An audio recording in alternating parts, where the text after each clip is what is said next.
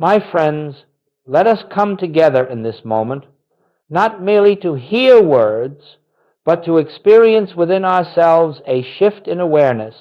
For the great burden of the human scene today is not found solely in wars or in outward disturbances, but in the silent, invisible struggles that take place within the heart and mind of nearly every individual. It makes no difference how long one has walked the spiritual path, nor how sincere one has been in prayer or meditation. Still there arise moments when anxiety, depression, or a deep heaviness of spirit seems to settle upon us, and some, looking upon these experiences, imagine they have failed spiritually, that something is wrong with their practice or their faith. But I would like you to understand from the very beginning that these states are not personal failures, nor are they signs of weakness. They are simply the universal beliefs of the human mind, pressing themselves upon consciousness, seeking acceptance. You see, we have lived for centuries with the notion that our emotional states originate within ourselves, that they have something to do with our character, our worth, or our spiritual maturity. Yet this is one of the greatest misunderstandings of the spiritual life. The fear you feel is not your fear. The sadness you experience is not your sadness. These are the impersonal suggestions of the collective human mentality, and the moment you begin to see them in that light, a great weight lifts from your shoulders. For you realize that you are not responsible for what the human thought world presents to you. You are responsible only for your response, whether you accept these suggestions as true, or whether you turn quietly inward and recognize the presence of God at the center of your being. Now, let us set the purpose of our time together. We are not here to fight emotion, to overcome it, to conquer it, or to destroy it. We are here to rise above the mental atmosphere in which these conditions appear. We are here to discover that peace is not something we manufacture by effort, but something revealed when we become still enough to sense the kingdom of God already present within us. And as we proceed, I ask you not to struggle with the concepts, nor to try to force any experience, but simply to listen with the inner ear. Let whatever truth is meant for you make itself known. For truth revealed is truth that acts, truth that heals, truth that dissolves the clouds of fear and reveals the light that has never been absent from your being. And so we begin with this assurance. There is a peace already established within you. There is a presence that has never wavered, never faltered, never left you for a single moment. Anxiety may come as a shadow, depression as a passing fog, but neither has the power to touch the divine center of your being. When we learn to rest in that center, even for a moment, the false sense begins to break, and the true light begins to shine. Now let us continue. For it is essential that we clear away one of the most persistent misunderstandings on the spiritual path. Many earnest students come to me and say, "Joel, I have meditated, I have prayed, I have studied the truth. Why then do I still feel fear? Why does anxiety arise? Why does the shadow of depression still cross my path?" And my answer has always been the same. Because you are still expecting the human mind to be something it can never be. The human mind, the natural mind, was never endowed with peace. It was never created to be the instrument of spiritual realization. It is merely an avenue through which thoughts pass, some pleasant, some troubling, some inspired, some disturbing. And when you judge your spiritual progress by the condition of the human mind, you are measuring the infinite by the most limited instrument available. You are attempting to gauge the ocean by looking at a single wave. You see, the mistake lies in identifying yourself with the activity of the mind. When a fearful thought arises, you say, "I am afraid." When a heavy feeling emerges, you say, "I am depressed." But this is not the truth. These experiences occur within the human mentality. But the human mentality is not yourself. You are not the mind. You are the awareness that beholds the mind. And as long as you attempt to purify, strengthen, or perfect the human mind, you will remain entangled in its fluctuations because you have not yet recognized your true identity. Let me say this as plainly as I know how. The spiritual path is not the improvement of the human self, but the discovery of the self that has always been perfect. This is why spiritual people sometimes suffer more acutely than others. They are still trying to use truth as a mental tool, still trying to apply principles to the human mind, still trying to make the mind peaceful, harmonious, or joyful.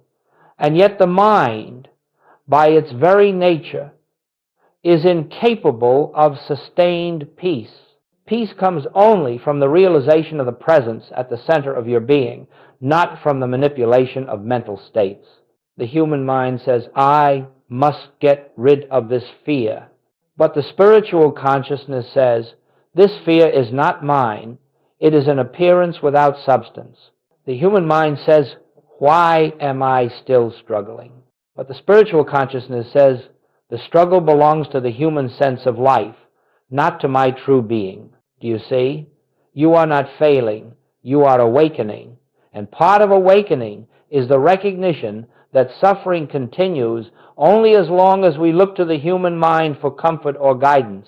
The moment you turn within, not to improve the mind, but to rise above it, you begin to taste a peace that does not depend on thoughts, emotions, or circumstances. So let us lay aside this burden of self-condemnation. Let us cease measuring our spiritual maturity by the movement of thought or mood. Your spiritual identity has never been touched by anxiety. It has never been dimmed by depression. These are experiences of the outer self, the finite self, the self of appearances, not the self that lives in God and as God's expression.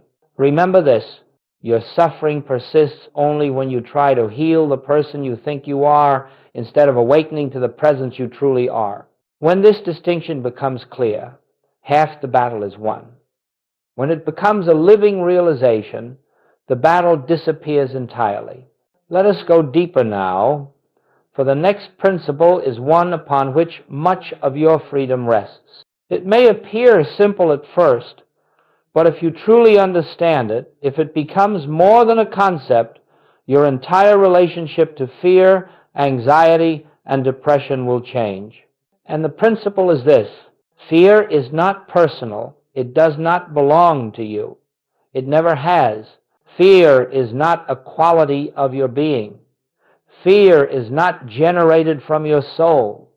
Fear is not the activity of your true self. Fear is a suggestion, an impersonal shadow moving across the surface of human consciousness, seeking a host, seeking acceptance, seeking a me to cling to. The tragedy is not that fear exists. The tragedy is that we have been trained to claim it as our own. We say, I am afraid, I feel anxious, I am discouraged. And the moment we attach the pronoun I to the passing suggestion, we give it a reality, a power, and a life it never possessed. Let me remind you of something profound. Anything you can observe cannot be you. If you can witness fear arising, then the fear is not the witness. If you can sense depression moving through the mind, then depression is not the one who senses. If you can feel anxiety tightening in the body, the anxiety is not the one who feels. You, the true I, are the awareness in which these appearances arise and through which they pass. They have no more identity than a gust of wind, no more substance than a shadow cast by a cloud moving across the sun. When you cease to personalize the fear, its power begins to dissolve. When you stop claiming it, it loses its anchor. When you recognize it as impersonal, it cannot lodge itself within you. You might say, Joel, fear feels very real. It feels very personal. Yes, because the human sense of self has been conditioned for centuries to believe that whatever appears in consciousness must belong to the one who is conscious. But this is the very error we are learning to correct. Just as you would not call every image on a movie screen your life, nor should you call every thought or emotion that passes before your mental eyesight yourself. Fear is not personal. It is a universal belief in separation, a belief that there is something apart from God, something that can threaten, something that can harm. And because this belief is universal, it seeks expression through any mind that will accept it. But the moment you understand that fear is an impersonal suggestion, you rob it of its only strength, your belief in it. Do not resist it. Do not fight it. Do not try to cast it out. Simply recognize with quiet clarity, this fear is not mine, it is not of God. It has no law, no substance, no power. It is an appearance without reality. Then watch how it loosens. Watch how it slips away. Watch how it fades without struggle. Every time you respond to fear as an impersonal shadow, you rise a little higher in consciousness.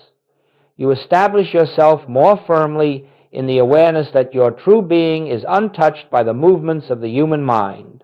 And slowly, gently, the inner atmosphere begins to clear, revealing the peace that has always been present beneath the turbulence. Now we can move forward, for this understanding becomes the bridge to the next great truth, that the kingdom you seek, the peace, the joy, the assurance, is not something to be attained. It is already established within you, waiting only for recognition. Now that we understand the impersonal nature of fear, let us move deeper into the heart of truth, the recognition of the kingdom within. For without this recognition, we may succeed in calling fear impersonal, yet still feel vulnerable, still feel as though we must defend ourselves against the movement of the mind or the fluctuation of emotion. But once the kingdom is understood not as a distant hope, not as a future attainment, not as a reward for spiritual effort, but as the very center of your being, you discover a peace that transcends anything the human mind has ever known. When Jesus said, "The kingdom of God is within you," he was not speaking poetically. He was revealing the eternal truth of your identity. He was declaring that within the core of your being there exists a presence that is whole, perfect, complete, and eternally free. This kingdom is not touched by the passing appearances of the outer world. It does not fluctuate with your thoughts. It does not rise and fall with your emotions. Now that we understand the impersonal nature of fear, let us move deeper into the heart of truth, the recognition of the kingdom within. For without this recognition, we may succeed in calling fear impersonal, yet still feel vulnerable, still feel as though we must defend ourselves against the movement of the mind or the fluctuation of emotion. The kingdom is the infinite, invisible presence of God expressing itself as your very self. And so long as you continue looking outward for peace, seeking it in relationships, in circumstances, in achievements, in the approval of others, you will experience only moments of temporary harmony, followed by the inevitable return of fear or uncertainty. For everything external is unstable, temporary, and subject to change. But the kingdom within is eternal. And once you make contact, once you truly sense that inner presence, no external condition can take that peace from you. Now, let us understand something very important. The kingdom within is not a mystical feeling, nor a pleasant emotion, nor a moment of heightened inspiration. These may accompany the realization, but they are not the realization itself. The kingdom is a state of divine awareness, a deep inner knowing that beneath the world of appearances, beneath the turmoil of the mind, beneath the fluctuations of emotion, there exists a silence, a stillness, a presence that is your true life. This presence does not come into being when you meditate, nor does it disappear when you forget it. It is always here, always functioning, always expressing, but it can operate consciously in your experience only when you recognize it. And this recognition is not accomplished by effort, nor by strain, nor by trying to reach God. It comes only through stillness, through the quiet turning inward, through the gentle resting in the truth of your oneness with the infinite. You see, peace does not come because you have succeeded in removing fear. Peace comes because you have discovered the presence in which fear dissolves naturally. Peace does not come by solving problems. Peace comes by realizing that within the kingdom of God there are no problems, and that this kingdom is the very ground of your being. Once you sense this even faintly, you begin to know that anxiety is not a power, that depression is not a substance, that fear is not a reality. They are appearances that have been sustained only by your belief in a life separate from God. And when that belief is dissolved by the recognition of the kingdom within, these shadows lose their footing entirely. So let this be our foundation. There is a presence within you that is already free, already whole, already at peace. You do not have to create it. You do not have to earn it. You do not have to purify yourself to deserve it. You have only to recognize it, to touch it, to rest in it, even for a moment, and something within begins to shift. The noise of the human mind softens. The turbulence of the emotions subsides. And you begin to taste the peace that Christ called, not as the world giveth. From this point onward, everything we explore will be based on this recognition that the peace you seek is not ahead of you, but within you. And our next step is to discover how to touch that inner presence, how to enter the stillness where fear disappears like mist in the sunlight. Let us now take the next step in this unfolding journey. For it is not enough to understand that fear is impersonal, nor is it enough to hear that the kingdom of God is within you. These truths must be realized, not as intellectual ideas, but as living experience. And such realization comes only through a certain attitude of consciousness that we call spiritual stillness, a stillness that is not the absence of thought, but the presence of recognition. Many students imagine that stillness requires them to force the mind into silence, to push thoughts away, to empty the mind by willpower. But this only intensifies the activity of the mind, and instead of peace, it brings struggle. The human mind is not quieted by force. It is quieted by the gentle recognition that there is a presence greater than the mind, and this presence is already active within you. Spiritual stillness begins with a simple turning inward, not toward the mind, not toward emotion, not toward sensation, but toward the center of being, that invisible point where God and you are one. This turning inward is not an effort. It is a relaxation. It is the release of the belief that you must do something to attain peace. Let me say this plainly. Peace does not come because you have controlled the mind.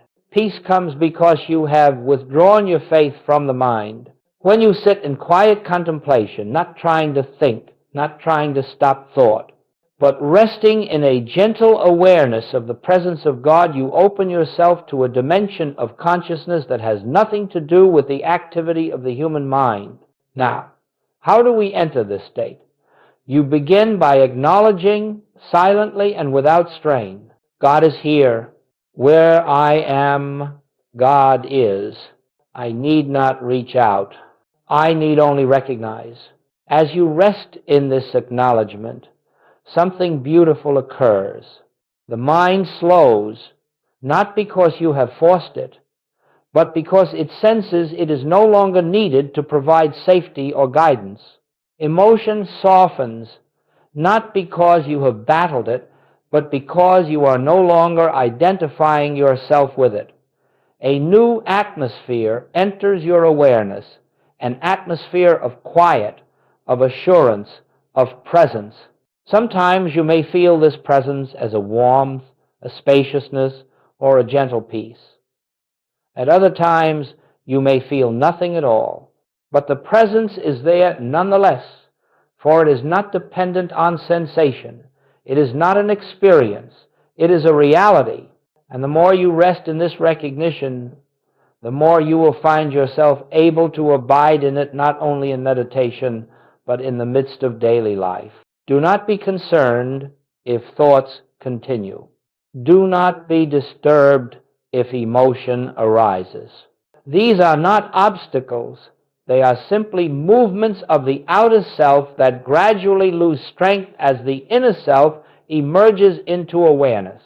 The purpose of our stillness is not to silence the mind, but to shift the seat of identity from the mind to the spirit. In this stillness, you will discover that fear cannot remain, anxiety cannot survive, depression cannot anchor itself, for these conditions belong to the human sense of separation, and in stillness, separation dissolves. In stillness, you come into the realization that I and the Father are one, and in that oneness there is no fear, for there is no other to fear and no lack to grieve. This is the practice. This is the way, not effort, but recognition, not striving, but resting in the truth of being. As you cultivate this inner turning day by day, you will find that moments of stillness become longer, deeper, more natural. You begin to sense the presence not only in meditation, but in conversation, in work, in silence, in movement. You realize that God is not an experience to be attained, but a reality to be recognized. Do not be concerned if thoughts continue. Do not be disturbed if emotion arises. These are not obstacles. They are simply movements of the outer self that gradually lose strength as the inner self emerges into awareness. The purpose of our stillness is not to silence the mind, but to shift the seat of identity from the mind to the spirit. Let us now move into a truth that marks a profound turning point in the spiritual life, a truth that separates those who remain imprisoned in emotional struggle from those who rise above the turbulence of the human condition. And the truth is this: you are not here to fight emotion. You are here to witness truth. As long as you continue battling anxiety, resisting depression, or striving to silence fear, you remain engaged on the level of the very mind that produced these conditions. The moment you wrestle with emotion, you grant it power. The moment you resist fear, you affirm its reality. The moment you attempt to overcome depression, you strengthen its position by accepting it as something that must be conquered. But the spiritual life does not ask you to fight shadows. It asks you to turn toward the light. The shift that must take place, the great and liberating shift, is from reacting to emotion to simply witnessing it, from personalizing feeling to recognizing its impersonal nature, from striving to change the outer atmosphere to resting in the truth of your inner being. Let me illustrate this for you. When fear arises, the human mind instantly contracts. It says, I must escape this. I must push it away. I must protect myself. And in that very moment, the fear is accepted as a power, as a presence, as something that has authority. But the spiritual consciousness says, this is not my fear. This is nothing but a suggestion. Let me remain still and let truth reveal itself. You see the difference? One response strengthens the fear. The other dissolves it. Likewise, when sadness or heaviness appears, the human sense says, why is this happening to me? It personalizes the emotion. It wraps identity around the appearance. But the spiritual consciousness gently observes, this too is not mine. This is a passing shadow. Let me rest in the presence that remains untouched. In this shift from fighting to witnessing, a remarkable liberation takes place. The moment you stop struggling with emotional states, they lose the very fuel that sustains them. Like fire deprived of oxygen, they begin to fade. You are not required to fix emotion. You are not required to manage it. You are not required to improve it. Your only task is to stand still in the truth that your being is spiritual, invisible, indestructible, and eternally one with God. Now, you may ask, Joel, does this mean I should ignore my feelings or pretend they are not there? Oh, no, my friends. We do not deny emotion. We deny its power. We do not suppress it. We refuse to claim it. We do not resist it. We see through it. And we do so by anchoring ourselves in the inner realization that the presence of God is the only reality of our being. As you continue to witness rather than fight, a new clarity arises. You begin to discern that every emotional disturbance is nothing but the mind reacting to an illusion of separation. When you stop reacting and simply rest in the awareness of oneness, the illusion dissolves. This is the great shift from the noise of the human mind to the silence of the divine presence, from struggling with shadows to beholding truth, from attempting to change appearances to abiding in the reality that never changes. And in that abiding, fear loses its identity, depression loses its anchor, anxiety loses its momentum, for you have withdrawn the only power they ever possessed, your belief in them.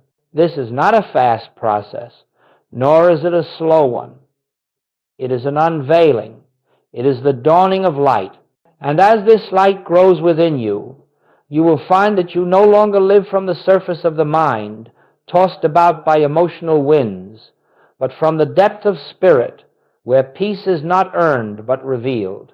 Let us move now into one of the most vital revelations on the spiritual path, perhaps the very cornerstone upon which all inner freedom rests. For behind every fear, every anxiety, every sorrow, there lies a single root, the belief that you exist as a separate self apart from the presence of God. And until this belief is dissolved, emotional suffering will continue to arise, no matter how sincere your spiritual practice may be. The moment you feel alone, the moment you feel vulnerable, the moment you imagine yourself to be a self, surrounded by a world of powers, forces, influences, and circumstances, you have accepted the great illusion of separation. And in that instant, fear becomes possible, depression becomes possible, anxiety becomes possible. For all these states are born from the sense of aloneness, from the belief that you must somehow sustain your life by personal effort, personal wisdom, personal strength. But hear this truth clearly. You have never been a separate self. You have never lived apart from God. You have only believed that you were separate, and this belief has produced the entire burden of human suffering.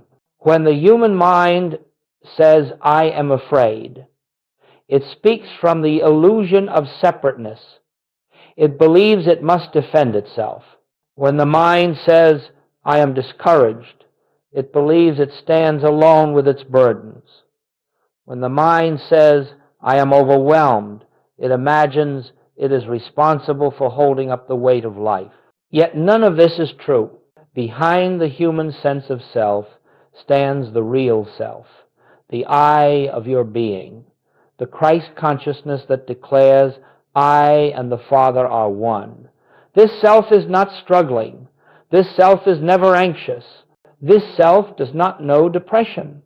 This self lives in the eternal light of God's presence and has never for a moment been separate from the infinite. All spiritual healing, all spiritual peace, all spiritual awakening comes from releasing the false identification with the human self and recognizing your identity as the individualized expression of the one divine life. Let us approach this practically. When fear arises, do not say, I am afraid. Instead, turn inward and gently acknowledge this fear comes to the human sense of self, not to the I that lives in God. When heaviness comes, do not claim it as yours. Simply observe, this sadness seeks acceptance in me, but it has no place in the self that is one with God. When anxiety appears, do not enter into its story. Rest in the quiet inner knowing. This anxiety is a movement of the collective human psyche, not a statement of my being. Now, you may wonder, Joel, if I am not this human self, then what am I? You are the place where God shines through. You are the awareness in which the infinite reveals itself. You are the being that God lives as, breathes as, expresses as. You are the life of God made visible in individual form. This is not a poetic sentiment.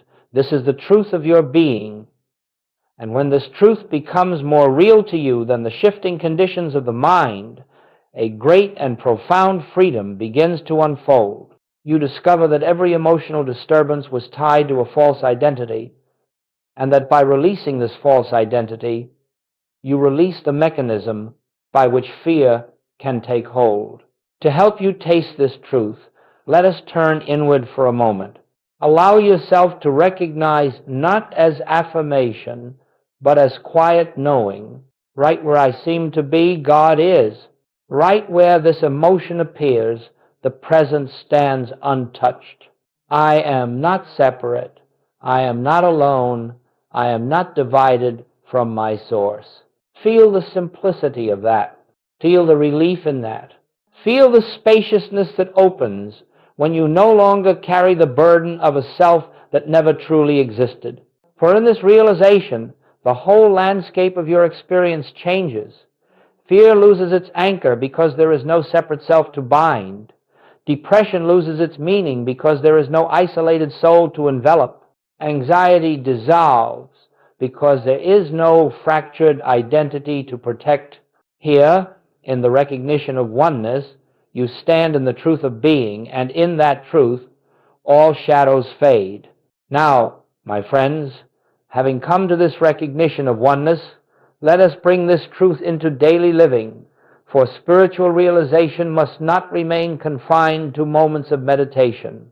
It must illuminate the small hours of the day, the moments when fear attempts to intrude, when pressure arises, when the human mind becomes stirred, or when the unexpected confronts us. For the spiritual life is not lived merely in silence.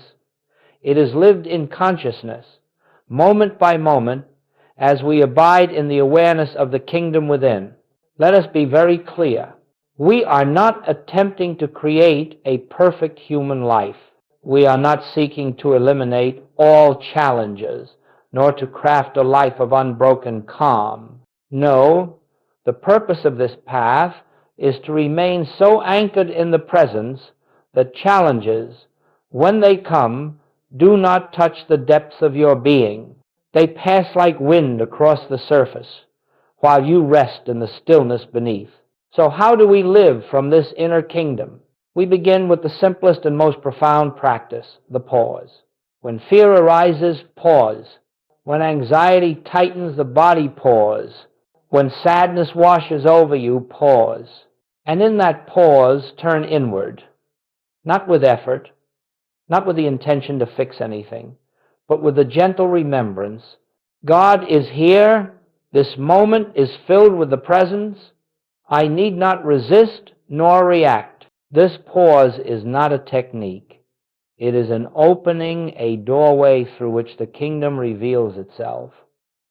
For the moment you pause, you no longer respond from the conditioned mind.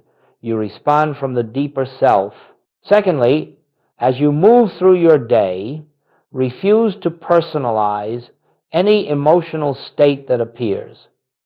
If anxiety arises, do not ask, "What is wrong with me?" Instead, let the inner awareness speak. This is not my anxiety. This is the old belief in separation knocking at the door. I need not answer. When heaviness appears, do not claim it. When worry stirs, do not identify with it. When tension comes, do not call it mine. In this way, the emotional atmosphere loses its grip because you have withdrawn the agreement that gives it life. Thirdly, Allow yourself regular moments, brief, effortless moments of quiet recognition. You may not always have time to sit in meditation, but you always have time to remember, I am not separate. The presence is here. Even a single breath of recognition can shift the tone of an entire hour. Fourth, as you go about your tasks, speaking, working, listening, remind yourself that you are not the one doing these things by personal power. Behind your actions stands the infinite. Behind your words moves the Spirit. Behind your thoughts flows a deeper intelligence. As this awareness grows, you discover that burdens lighten, decisions become clearer, and life moves with greater harmony, not because you are controlling it, but because you are no longer attempting to live life as a separate self. Finally, when you face difficulties, and they may come, do not fall into the old habit of panic or self-blame.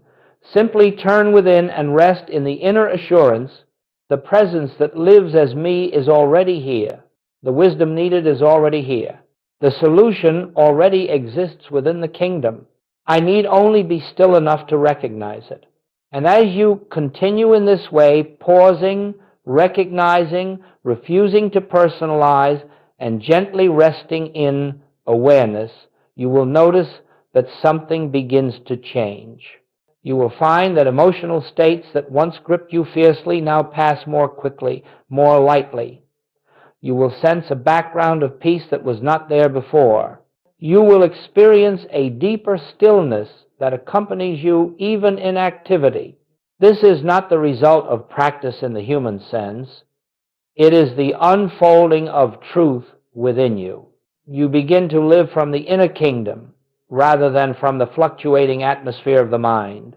And as this becomes your way of being, you discover the great secret, that peace is not gained but uncovered, that joy is not created but revealed, that harmony is not achieved but recognized as the very nature of your being. This is the life that emerges when you no longer identify with the human self, but with the divine presence at the center of your being. And as you live in this awareness, the entire texture of experience is transformed not by effort, but by the quiet radiance of truth, lived moment by moment. And now, my friends, as we bring this period of contemplation to a close, let us return to the simple truth with which we began. There is a place within you, an inner sanctuary, where all fear dissolves, all anxiety falls silent, and all depression loses its shadow. It is not a far place. It is not a hidden place. It is not a place that must be reached through effort or discipline. It is the innermost chamber of your own being, the kingdom of God that has been present from the beginning, waiting only for your recognition. Throughout our time together, we have seen that emotional disturbances arise not because we lack faith, nor because our spiritual practice is insufficient, but because we have lived from a false identity, believing ourselves to be separate, vulnerable, incomplete, and yet behind this belief lies the eternal truth. You are the expression of God. You are the life through which the infinite shines. You are the awareness in which all illusions appear and in which all illusions dissolve. As you rest in this realization, even for a single moment, something within you awakens to the certainty that peace does not depend upon the shifting conditions of the mind, nor upon the events of the world, nor upon the resolution of your problems. Peace is already present. Peace is the nature of the presence within you. Peace is the essence of your being. And so I ask you, as you leave this time of reflection, to carry with you not a technique, not a formula, but a remembrance, an inner knowing that at any moment, in any circumstance, you may turn within and find the quiet, steady radiance of God's presence. You may pause, you may rest, and you may rediscover the truth that has never ceased to be true. You and the Father are one. Let the burdens of the world fall from your shoulders. Let the weight of the separate self dissolve.